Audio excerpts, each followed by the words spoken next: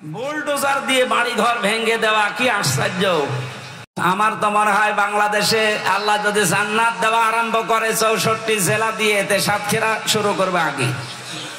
কারণ এদের উপরে যে জুলুম হয়েছে 15.5 বছর সারা বাংলাদেশ মিলেও হয়নি। এটা বাংলাদেশের দ্বিতীয় ফিলিস্তিন। হ্যাঁ, কথা বলেন না কেন? বুলডোজার দিয়ে বাড়ি ঘর ভেঙে দেওয়া কি আশ্চর্য।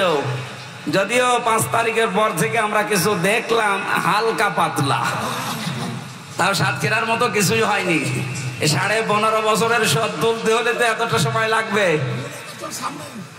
এই জন্য আমরা আশা করছি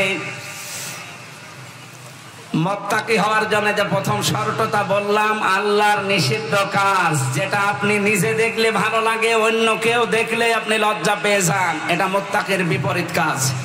আশা করছি এক্ষুনি বা বাড়ি যেয়ে ওটা ডিলিট করে দেবেন। আর যেখানে থাকবেন মনে করবেন আমার সামনে একজন আছে, উনি আমার মালিক। বলেন আলহামদুলিল্লাহ। আল্লাহ জানে এই টেন্ডেন্সি আমাকে সহ প্রত্যেকের ভেতরে বদ্ধমূল করে দেয়। যত এটা বেশি আসবে তত আপনি আল্লাহর দরবারে পরিগণিত হবেন মুত্তাকি বলে। এর পরবর্তীতে আল্লাহ গুণ দিয়েছেন কিছু, এগুলো যেন আমরা অর্জন করি। আল্লাযীনা ইউনফিকুনা ফিস-সাররাই ওয়াদ-দাররাই ওয়াল কাযিমিনাল গায়যা ওয়াল আফিনা আনিন নাস ওয়াল্লাহু ইউহিব্বুল মুহসিনিন।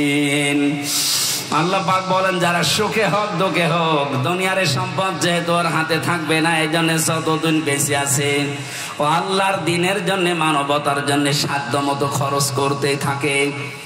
রাগ যদি হয় তার, সে রাগকে হজম করে। কোন মানুষকে যদি শাস্তি দেওয়ার ক্ষমতাও থাকে, তারপরও আল্লাহর দিকে তাকিয়ে মাফ করে দেয়। এই 3টি গুণ অর্জন যারা করে, আল্লাহ বলেন এরা মুহসিনদের ভেতরে অন্তর্ভুক্ত। আমি এদেরকে নিজে ভালোবাসি। জোরে বলেন সুবহানাল্লাহ। ওয়াল্লাযীনা ইযা ফাআলু ফাহিশাতান আও যালামু আনফুসাহুম যাকারুল্লাহা ফাস্তাগফারু লিযুনুবিহিম ওয়ামান ইয়াগফিরুয-যুনুবা ইল্লাল্লাহ ওয়ালাম ইউসিররু আলা মা ফাআলু ওয়া হুম ইয়ালামুন। যারা মুহসিন বান্দা মুত্তাকি হবে, এদের কিছু গুণ আল্লাহ আরো দিয়েছেন। নফসের ধোঁকায় পড়ে, শয়তানের জালে পড়ে, যৌবনের তাড়নায় পড়ে যদি কোনো ফায়সা কাজ সে করেই ফেলে, সঙ্গে সঙ্গে তার স্মরণ হবে আল্লাহর কথা। আল্লাহ পাকের কথা স্মরণ হওয়ার পরে তার এই অপরাধের জন্য সে অনুশোচনা করে অনুতপ্ত হয়ে ফিরে আসবে আল্লাহর দিকে। আর আল্লাহ পাক বাদে গুনাহ মাফ করার মতো দুনিয়াতে আর কেউ। আরো জোরে বলেন। এখানে ইয়াগফিরুয-যুনুবা জামিআ, আল্লাহ বলেন আমি ছাড়া ইয়াগফিরুয-যুনুবা ইল্লাল্লাহ, আমি আল্লাহ ছাড়া গুনাহ মাফ করার কেউ নেই। তাফসিরে ফি জিলালিল কোরআনে পেয়েছি, আল্লাহ শুধু মাফ করবেন আল্লাহর সাথে সম্পর্কিত যে অপরাধ, ওইটা। আপনি নামাজ পড়েননি, রোজা রাখেননি, হজ করেননি, সমর্থ থাকার পরেও আল্লাহ যদি ইচ্ছা করে মাফ করে দেবে।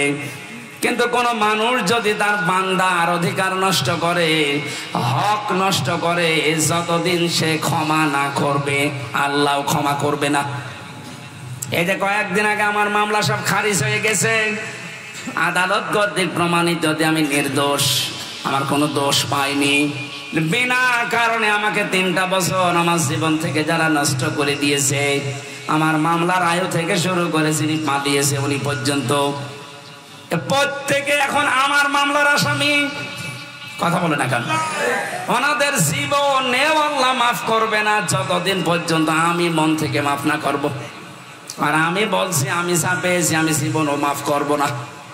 তার মানে আমি মাফ না করলেও জান্নাতেও যেতে পারবে না। কথা বলে না কেন?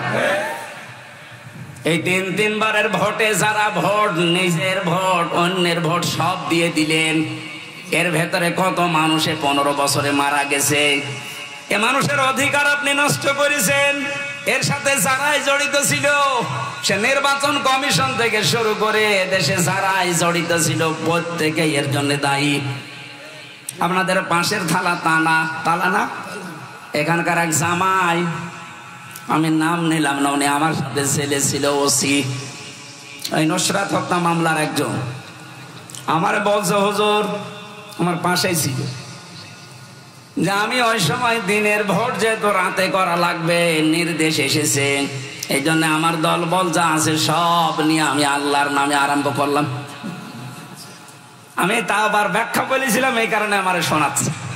ফজর পর্যন্ত কাজ করলাম, বাক্স জমা দিয়ে দিলাম, এবার গোসল করে ওযু করে নামাজে দাঁড়ালাম, যে আল্লাহ আমি যাই করেছি তুমি আমারে মাফ করে দাও। আমারে বলছো হুজুরে তওবা কি হয়েছে? না, এই আর কি মারা হয়েছে, কারণ আপনি তো অপরাধ আল্লাহর কাছে করেননি, করেছেন হামজার কাছে। একটা এমপির আন্ডারে 3.5 লাখ 4 লাখ মানুষ থাকে, তাদের ভোট আপনি জোর করে দিয়ে দিলেন, তাদেরকে দিতে দেননি। ওই দিন থেকে আপনি এতদিন জেলে আছেন, এর ভেতরে কত মানুষ মারা গেছে, কথা বলেন না কেন? কত মানুষ মারা গেছে, তাদের কাছে আপনি এখন মাফ চাবেন কি করে? আর যারা জীবিত আছে সবার কাছে তো আপনি যেতে পারবেন না, আপনার দুনিয়াও শেষ, আখিরাতও শেষ।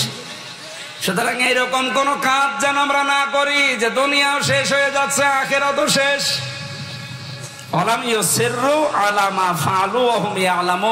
তারা হঠকারিতা করে না, একবার যদি কোনো কাজ করে ও জীবনের মতো ফিরে আসবে আর ওই কাজে সে রিপিট করবে না।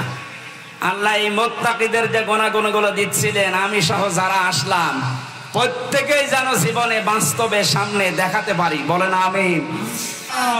বেলালে ভাইয়ের কথা তো ফেলা যাবে না, আর এক ভাই বড় ভাই আছে আমার জেল পার্টনার, সে জেলে হজ করলে নাকি বলে, মানে কি বলে আলহাজে হাসি ভাই, আর আমার এই যে জেল হাস ভাই।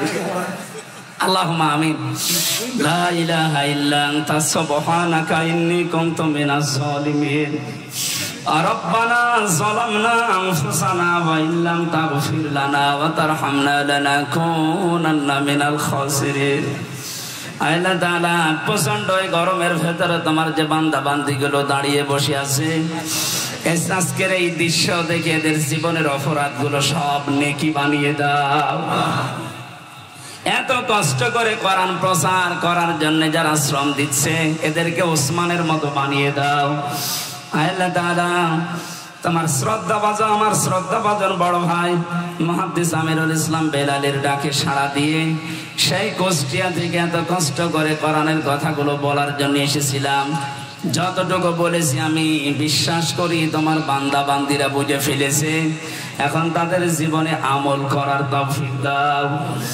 মাহফিলের প্রধান অতিথিটাকে তুমি বানিয়েছো আমাদের অভিভাবক, এলাকার কৃতি সন্তান, মাজলুম মানুষ হাবিবুল ইসলাম হাবিব ভাই, তার মা বাবাকে মাফ করে দাও, তার সন্তানাদিকে কবুল করো। আল্লাহ, তার এই মাজলুম জীবনটাকে মেহেরবানি করে তুমি মাফ করে দাও রব্বুল আলামিন। বেলালি ভাইয়ের মা অসুস্থ হয়ে পড়ে আছে, দোয়া চেয়েছে শেফায়ে কামিলা আজেলা নসিব করো। এখানে আমি সহ যারাই অসুস্থ আছি, আমাদের শরীরকে তুমি আবার স্বাভাবিক বানিয়ে দাও। সম্মানিত মা বোনেরা যারা এসেছে, এদেরকে খাদিজার মতো, আয়েশার মতো বানিয়ে দাও। আগামীতে তাদের জন্য তাদের দায়িত্ব কর্তব্য যেন বলতে পারি, সেই সুযোগও করে দিও আল্লাহ। কোরআনে কারীম শোনার জন্য যারা এত ব্যস্ত, এই সাতক্ষীরাকে কোরআনের ঘাঁটি বানিয়ে দাও। বারাকাল্লাহু লানা ওয়া লাকুম ফিল কোরআনিল আযীম। যখন এই মরণ আসবে, এই জবানে জারি করে দিও লা ইলাহা ইল্লাল্লাহু মুহাম্মাদুর রাসূলুল্লাহ।